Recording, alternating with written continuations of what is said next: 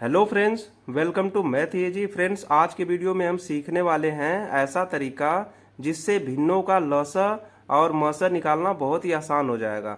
तो चलिए सीखते हैं। हमने क्वेश्चन लिया है 3/4, 4/5 और 8/9 का लघुत्तम समापवर्त ज्ञात करना है। ठीक है, तो सबसे पहले हमें क्या करना होगा, हमें लिखना होगा LCM बराबर। अब ऐसे हम एक लाइन खींच लेंगे, ऊपर क्या करेंगे हम LCM ऑफ 3, 4, 8, यानी जो ऊपर वाली संख्या है, न्यूमरेटर जिसे कहते हैं, अंश कहते हैं, उनका LCM लेंगे और भाग देंगे किससे, HCF से, HCF ऑफ जो इनके अंश में है, तो 4, 5 और 9 से। ठीक है, तो हमारा क्या हो जाएगा, इस क्वेश्चन का आंसर आ जाएगा। अब देखिए एलसीएम क्या आएगा, 3, 4 और 8 का एलसीएम, तो 3 और 4 और 8 का एलसीएम क्या आता है, 24 आ जाएगा, 3/24। और यह CF ऑफ 4, 5, 9, ये देखिए अलग अलग संख्या है, तो इनका CF आ जाएगा 1। तो इस तरीके से जो हमारा आंसर मिल जाएगा वो हो जाएगा LCM 24।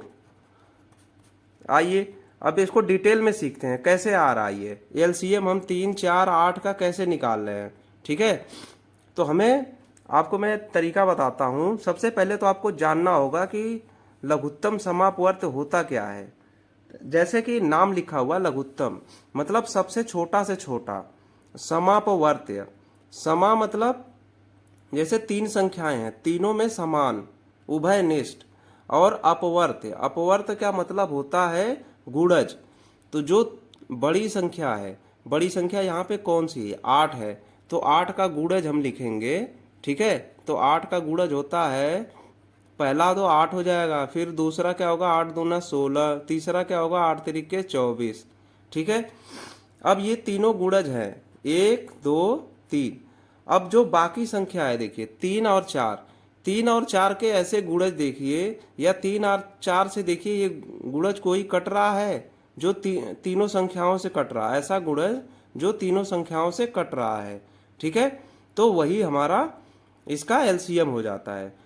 तो देखिए 3 से क्या कटेगा, 24 कटेगा, 4 से क्या कटेगा, 8 भी कटेगा, 16 भी कटेगा, 24 कटेगा, और 8 से क्या कटेगा, तीनों कटेंगे, तो 8 तिरिके 24, 4 छक्के 24, 3/24, यानी कि 24 एक संख्या ऐसी गुणज है ये 8 का कि जो तीनों से कट रहा है।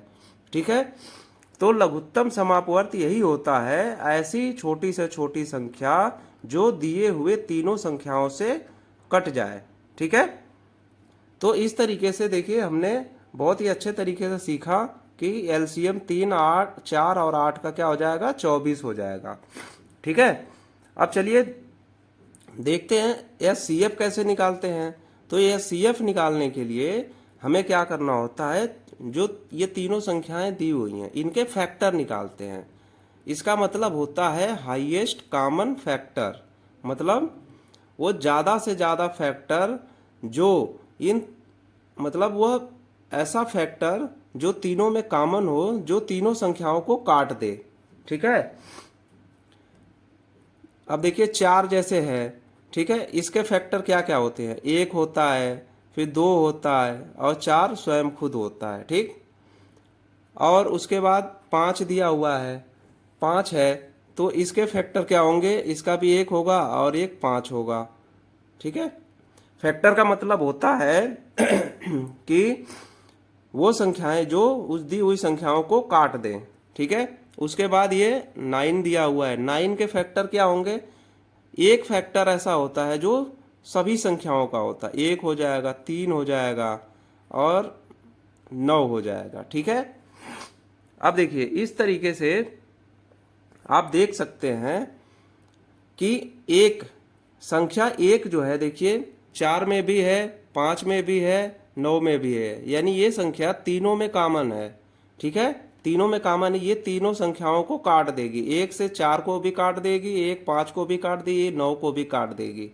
तो इस तरीके से हमें मिल रहा है यहाँ पे 1, यानी 1 हमारा HCF हो रहा है, और ये 24 क्या मिला था हमें, LCM। ठीक है, तो इस तरीके से हम किसी भी भिन्न का एलसीएम लघुत्तम समापवर्त और महत्तम समापवर्ग ज्ञात कर सकते हैं।